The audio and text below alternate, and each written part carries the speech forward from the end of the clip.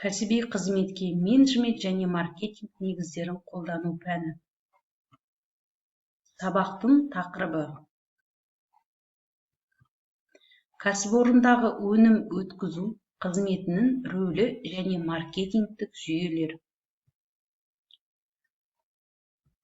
Мақсаты: студенттерге өндірілген өнімді тұтынушыға міндетті түрде жеткізу жолдары, осы қызметті өзіндік өткізу бөлімшелері арқылы немесе дербес делдалдау арқылы жүзеге асырылатындығын екі әдісін түсіндіру, нарықтық ортада делдалдық қызметтің қазіргі таңда фирмаларға көбірек пайда табуға жәрдемдесудің маңызын ашып жеткізу. Тоқталып кететін сұрақтарымыз: өнімді өткізу және тарату жолдары, өнімді өткізудің маркетингтік жүйелері.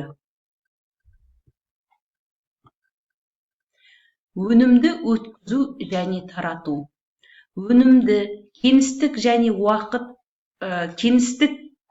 пен уақыт ішінде жылжытып ауыстыру жөніндегі іс-әрекет түрлерінің жиынтығы, сондай-ақ меншік құқығын өндірушіден тұтынушыға беру.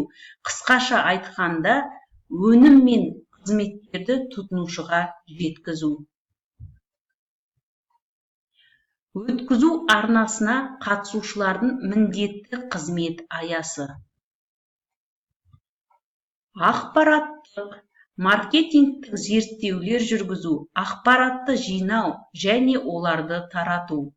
Коммуникациялық, тауарды бейімдеу, байланыстарды орнату, келіссөздерді жүргізу, тауар қозғалысын ұйымдастыру, қаржыландыру, тәуекелге бару, төлем жасау, меншік құқығын табыстау, тауарларды иемдену құқығын бір жеке немесе заңды тұлғадан екінші бір тұлғаға табыстау.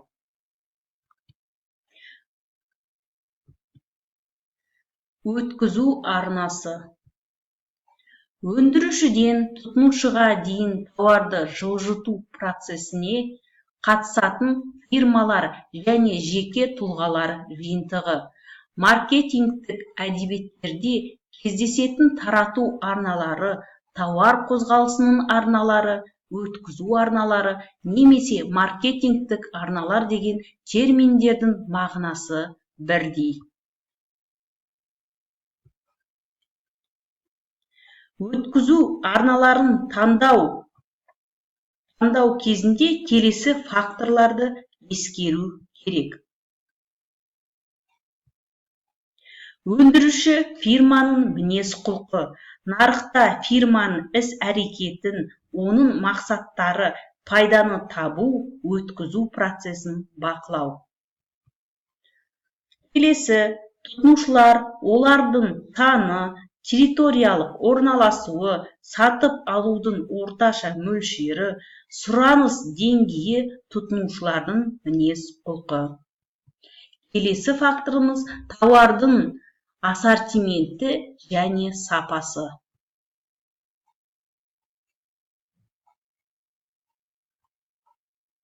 Тәжірибеде өткізу арналары тікелей және жанама деген екі негізгі типі қолданылады.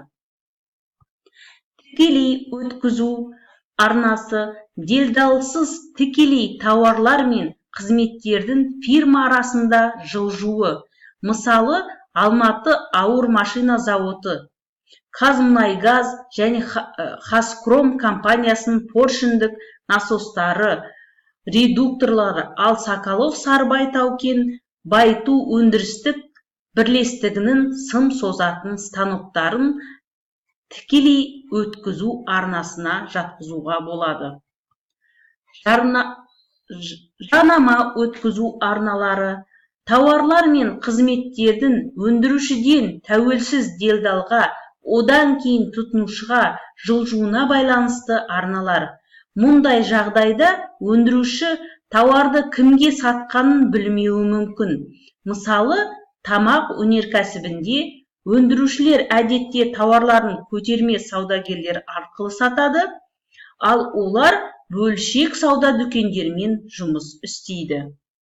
Ауыл шаруашылық өнімдерін делдалсыз тікелей сыртқы нарыққа шығару қазақстандық шаруаларға бұндай мүмкіндік ұсынылып отыр. Германиялық компания елімізде әлемнің агроөндірушілерін біріктіретін ақпараттық сауда платформасын құруға ниетті. Шетелдік мамандар халықаралық электронды сауда инфрақұрылымын ендіріп, қажетті ақпараттық қолдау жасауға дайын. Бүгінгі күні бірегей сандық алаңға әлемнің 70 мыңнан астам пайдаланушысы тіркелген. Олардың 80% Еуропа елдерінің азаматтары. Тіркелу тегін жүйедегі бар мәлімет әлемнің 10 тілінде жүргізіледі. Осылайша әлемнің агрошаруашылықтары өнімдерін өткізу үшін бір-бірімен тікелей байланысып өзара ақпарат алмаса алады. Бастысы бәсекеге қабілетті болып, сапалы өнім ұсыну. Қазақстанға келген мақсатымыз осы технологияны жергілікті жерде ендіру. Кәсіпкерлерге сауда операциялары қолжетімді болу үшін алдымен еуропалық стандарттарды дамыту қажет. Біз оған барынша септесетін боламыз. Сондай-ақ бұл жерде әлемдік нарықтың сұранысына байланысты ақпарат беріледі. Ең бастысы, өндірушілер тікелей әлем нарықтарына шығуға мүмкіндік алады. Ауыл шаруашылығы министрлігі бүгінгі күні ауыл шаруашылық саласындағы жалпы процестердің барлығын цифрлау жұмысын атқарып жатыр. Соның есесіне меніңше осы екі жұмысты бір-біріне ұштастыратын болсақ, жақсы нәтижеге жетуге болады. Ол бір мәселе. Екінші мәселе, сауданы арттырудың ең бірден-бір мүмкіндігі ол сапалы өнімді саудалау. Оған әлбетте жаңағы органикалық және глобал гапсынды стандартта енгізу болып табылады. Өткізу арнасын қалыптастырудың кезінде келесі өткізу деңгейлері қарастырайық. Өткізу арналарының деңгейі. Бұл тауарды өндірушіден тұтынушыларға жылжыту бойынша тізбектегі жұмысты орындайтын делдал қызметі.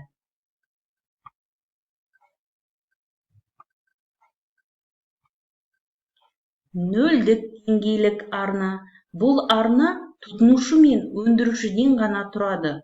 Ол екеуінің арасында өткізу деңгейі болмайды. Сондықтан тікелей маркетингтік деп аталады. Тікелей маркетингке шығарып сату, үйде сату, телемаркетинг, пошталық сауда және тағы басқалар жатады. Бір деңгейлік арна.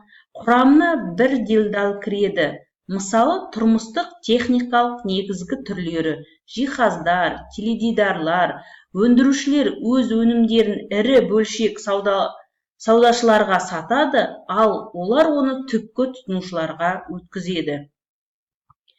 Екі деңгейлік арна. Құрамына екі делдал кіреді. Олар көтерме және бөлшек саудагерлер, өндірістік құралдарын нарығында дистрибьюторлар, дилдерлер. Мұндай арналар әдетте азық-түлік, дәрі-дәрмек өндірушілер және тағы басқалар қолданады. Үш деңгейлік арна. Құрамына үш делдал көтерме, ұсақ көтерме және бөлшек саудагерлер болуы мүмкін. Мысалы, ет өңдеу өндірісінде көтерме сауда және бөлшек сауда сатушының арасында ұсақ көтермелеуші орналасады. Кәсіпорынның өткізу қызметі компанияның тұтынушылармен тығыз байланыстыратын буын болып саналады. Қазіргі таңда көптеген фирмалардың өнімді өткізу мен кен өрісті қызметтерді қамтитын сауда агенттері айналысады. Өнімді өткізудің маркетингтік жүйелері. Өнімді өткізудің маркетингтік жүйелері түрлері өткізу арналарының құрылымына байланысты болады. Дәстүрлі тік маркетингтік жүйелер. Дәстүрлі бұған тәуелсіз өндіруші бір немесе бірнеше көтерме немесе бөлшек сатушы кіреді. Жүйенің әрбір мүшесі өз қызметін атқарады, максималды табыс табуды көздейді. Жүйе мүшелері бір-бірінің қызметін толық бақылай алмайды. Мысалы, көптеген тамақ өнімдерін өндіретін отандық кәсіпорындардың өткізу жүйесі өзара іс-қимыл жасау сипаты бойынша дәстүрлі жүйеге жатқызуға болады. Бұл жүйенің әрбір арнасы басқаларға тәуелсіз және тік тек қана өзінің пайдасын көбейтуге болады. Маркетингтік жүйелер алдыңғы қатарлы өткізу жүйесі ретінде есептеледі. Дәстүрлі арнаға қарағанда бір бүтін жүйе ретінде қызмет ететін өндірушілерден, бір немесе бірнеше көтерме және бөлшек саудагерлерден тұрады. Мысалы, ұлттық жабық акционерлік қоғам Қазмұнайгаз компаниясының мұнай және мұнай өнімдерін өндіру, өңдеу, тасымалдау және өткізумен айналысады. Осы жағдайда бұл компания интегралды тікелей маркетингтік жүйе ретінде қызмет етеді. Басқарылатын тікелей маркетинг жүйеде осы жүйенің бір мүшесінің шамасы мен қаржылық қуаты басқа мүшелерден қызметін үйлестіруге мүмкіндік береді. Ал балалар үйге тапсырма, той кино, өнімді өткізу және тарату тәсілдері 146 бет. Екінші, мен кәсіпкер болсам қалай өнімді өткізіп таратар едім? Өз ойынды, пікірлерінді жазу. Үшінші, делдалдар не үшін керек? Мысал келтіріңдер. Сау болыңдар.